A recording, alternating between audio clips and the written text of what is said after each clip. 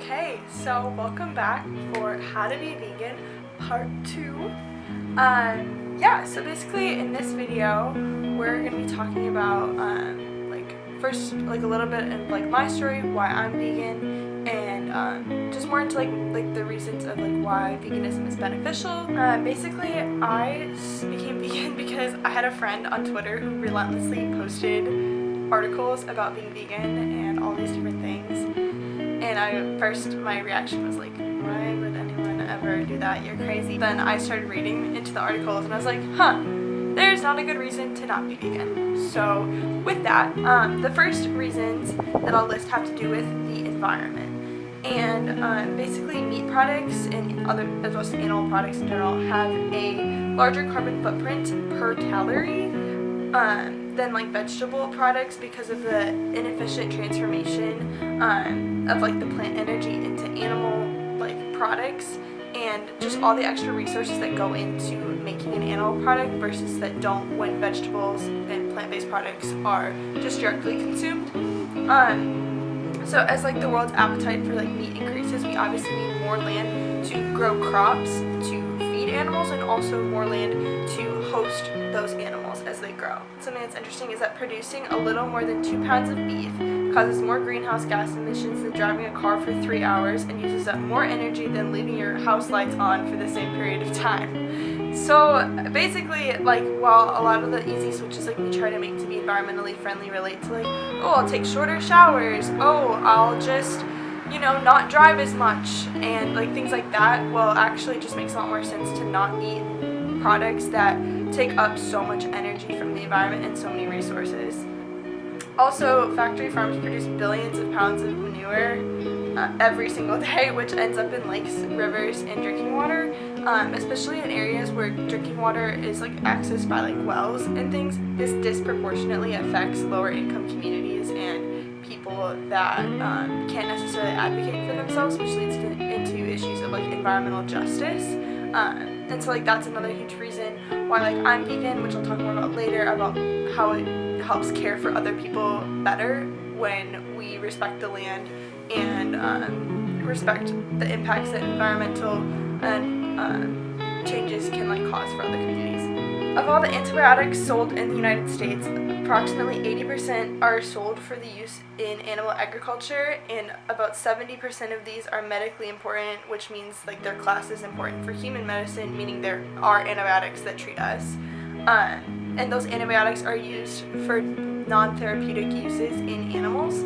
So basically for growth hormones or to prevent infections, which is a practice projected to dramatically increase over the next 15 years. And this can lead to antibiotic resistance because we don't have the antibiotics then that are stronger than those bacterial infections that are caused. And I mean, there's a whole lot more we can go into about that, but just basically antibiotic resistance is a huge a huge petri dish for antibiotic resistance is CAFOs, which are confined animal feeding operations, where they have just thousands of animals in these little tiny spaces, regardless of if it says free range or organic. They usually are still all in little tiny spaces, unless they're literally you can see the cow in the pasture on the side of the road or something. It's because that means that our antibiotics will no longer work for us because we're giving the animals the antibiotics, which the bacteria are becoming resistant to. It's this whole little cycle that just happens. Animal agriculture is responsible for 18% of greenhouse gas emissions, which is more than all combined exhaust from transportation. So if you think not driving your car is going to save the environment, you're right, sort of. But also pair that with the diet that is going to make an even bigger impact than not driving long distances or whatever it will. So also, livestock and their byproducts account for 32 million tons of carbon dioxide per year, and that's 51% of all worldwide greenhouse gas emissions. So clearly you can see this is a very large amount of climate change issues comes from animals. And I know a lot of you guys that answered my poll said that you agree that veganism is good for the environment, which I'm really happy to see 100% of you that answered said that. And I was like, yes, thank you for knowing. But also I want you guys to hear more of the facts and why that is. So that's why I'm doing this. Also, growing feed crops for livestock consumes 56% of water in the U.S. and like I know that's just the U.S., but like still it's like an insane amount of our water goes to agricultural crops that aren't even directly consumed by us because they have to inefficiently be consumed by the animal before they get to us, and like that just like diminishes the amount of like nutrients even available. So it's just a lot more efficient to eat the plants directly instead of eat the animal that was fed the crops. Also, 75% of all land used to grow food on Earth is used to raise animals, meaning like the pastures and rangelands as well as the crops to feed those animals. Like a little more than like that 25% is what would feed us just directly, which means we could free up like close to 75% of that other land for natural uses, for like remediations, and we wouldn't need to disrupt so much of it, which then therefore reduces a ton of issues like degradation to the land that is driving climate change. And also we wouldn't need to keep deforesting, which is where a lot of our carbon is stored, which is more of like a shorter term carbon sink, but it's still storing carbon, and it's still a lot better for the environment to have those trees on it than it is to have them off of it and then the land degraded and eroded as it's overused. There's a ton more on that. Like the class I'm making this videos for, which I also just want to make these videos, but the class that I'm doing this for, this is like literally what I've been studying for a whole semester. Like I promise you there's so much on this. And another reason why I'm vegan is because of the health benefits. So in general, vegetarians, which is just, you know, people not eating meat, they still eat dairy and eggs, but just saying, vegetarians typically enjoy a lower risk of cardiovascular disease, obesity, type 2 diabetes, and some cancers. A vegan diet appears to be useful for increasing the intake of protective nutrients and phytochemicals, for minimizing the intake of dietary factors implicated with several chronic diseases. So basically, go vegan if you want to lower your risk of chronic diseases and other bad things for your health. So fruit and vegetables are described as a protective against cancer of the lung, mouth, esophagus, and stomach, and to a lesser degree on other sides, whereas the regular use of legumes provides a protective measure against stomach and prostate cancer. So it's not that you can't eat these things as a meat eater. Like as a carnivore, you can still obviously eat these things and it'll lower your risk, but just eating the meat itself is something that heightens your risk. And if you're eating even just like a little bit of that, like that's still increasing your risk. And the more vegetables and more of these other things that like, you know, are protected to cancer, the more of that like you'll have a lower risk. And as long as the calcium and vitamin D intake of vegans is adequate, their bone health is probably not an issue because their diet contains an ample supply of other protective factors for bone health. Because some people say that vegans get osteoporosis, which isn't true if like you're still getting what you need. Because carnivores often get osteoporosis, and dairy is actually like linked in that, like even though it gives you calcium, but there's a whole thing on that. But anyway.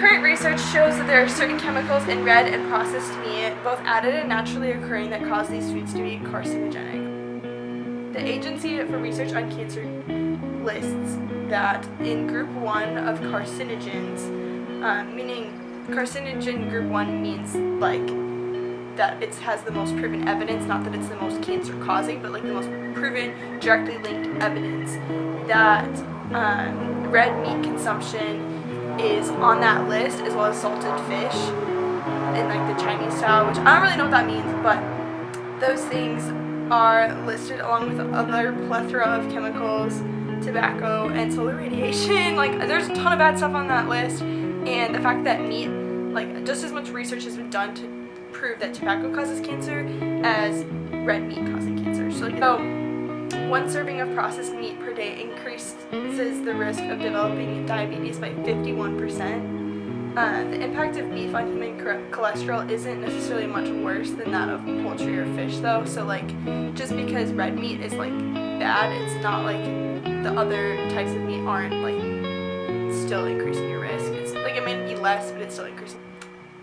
The FDA has admitted that chicken meat is filled with arsenic, which is a highly poisonous chemical that is 4 times more toxic than mercury, so like that's no good. And the substance is given to chickens because it prompts quicker weight gain and less feeding, and also enhances the pink coloring in raw meat. Factory farming accounts for 99.9% of chickens raised for meat in the US. Even if the chickens have been raised on free-range or organic farms, chickens often spend just as much time confined to crowded spaces as those on conventional farms.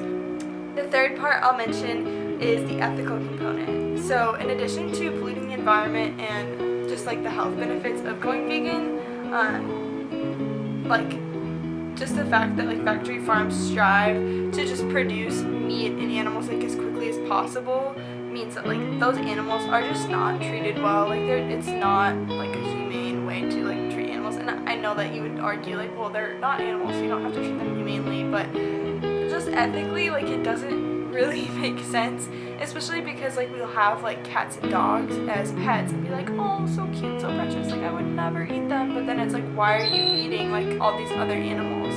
Like the ethics like still apply just because it's a cow and just because it's a pig. It shouldn't just be because you like one and favor one and then just associate the other one with food.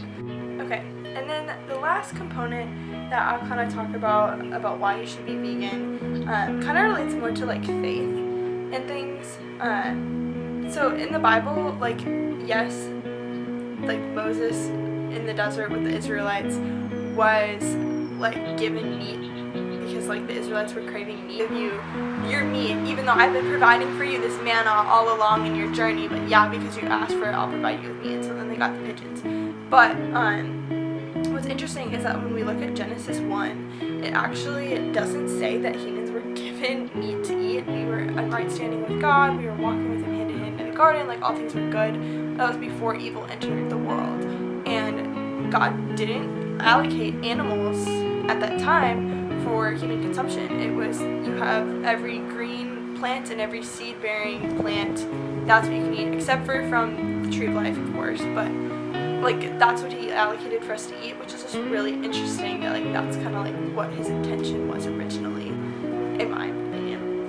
What's interesting is that like we are consuming meat and like knowing about like what it does to the environment and how like that degradation of the environment disproportionately affects those who are in lower income communities, who are in third world countries, like forced into like cheap labor or all these different things. Like it perpetuates this system that is like harmful for like our, you know, fellow brothers and sisters in these other places, and it's just like not being kind to selfishly be like, I'm going to eat meat because I like meat and I don't want to give it up just so that someone else in another country cannot suffer and be in this bondage or stuck with like this environmental degradation that's like killing them. Because like in places where like that's occurring, like they'll have higher rates of diseases from it, they'll have like less ability to grow crops, they'll have less investment because nobody wants to invest in an environmentally degraded area. So it's just like all of those different things. It's not loving your neighbor to perpetuate those further. And like yeah, like you can argue that, oh well, like you just being vegan doesn't mean that those animals aren't still being raised there and like that system still doesn't exist. Yes, I understand, but also if like we don't all collectively show the market like the demand that we have for plant-based, and that like it'll never end, like it won't get better either way. Might as well with the other reasons too just go vegan. And then the other thing is about good stewardship. Like at least in some of my classes, like I've heard it talked about that like they think because the Lord gave us dominion in the garden that we just get to like do whatever, and like that means we can just use all things for selfish gain. And I don't think that's the Father's heart at all. Actually, I think that he designed us to be good stewards and respectful stewards of both the environment that he created and loves too. Like, I mean, it's not like he's not proud of the work of his hands, but just like being able to respect that well and love our neighbor in that way, and like to sustainably use our resources and have self-control, because so much of what we use is just for consumption and for selfish gain. And like I think it's Matthew 6 or something that he says like the greatest commandment is to love the Lord your God with all your heart, all your mind, all your soul, all your body. But then the second is like it, or like equally as important, is to love your neighbor as yourself. And I think we can love our neighbor best by not contributing to this environmental degradation or in favor of such a system. So I just think that that's really interesting on that note, and I think it is really loving our neighbor, essentially. With environmentalism, I really think that's what it comes down to. But then also body stewardship and health is another thing. And also, like, he who is faithful in a little thing will be faithful in much. So if I'm, like, faithful to steward my body well and steward my decisions well like that, like, I know that that makes me more faithful and, like, self-controlled to handle other things that the Lord may want to give me and bless me with. I'm not saying that you can't do that as a meat eater, but I just think it's a unique aspect to, like, this specific diet, but you can argue it for other diets too. Also, just, like, with knowing, like, the health impacts that, like, meat can cause, risking you at cancer, for chronic diseases, all these other things, like, I mean, you probably want to be around, right? And then not only that, but also, like, stewarding your body well and feeding it what's actually going to nourish it. Vegans, like, tend to thrive more and have, like, a longer lifespan because of their dietary choices associated with health. And of course, like, there's other ways that you can obtain that as well, but it is, like, really, in my opinion, I think it's the best way to actually do that. So I think like, it goes back to just, like, in whatever you do, whether you eat or you drink, do it all for the glory of God. And for me, I think glorifying the Lord looks like putting in my body and nourishing my body with things that I know aren't toxifying it, and things that are helping my brothers and sisters in other places not face such hard consequences of environmental degradation, and then also sharing what I think about it, which is why I'm doing these videos. So I still have just, like, head knowledge from things I learned years ago, so it's not all in these sources, but I'm going to do my best to kind of just link some stuff. But yeah, thank you guys so much for watching. I really appreciate it. If you guys have any comments, questions, or anything else, or talk more about, or disagree with even, yeah, just let me know. And yeah, thanks so much for watching.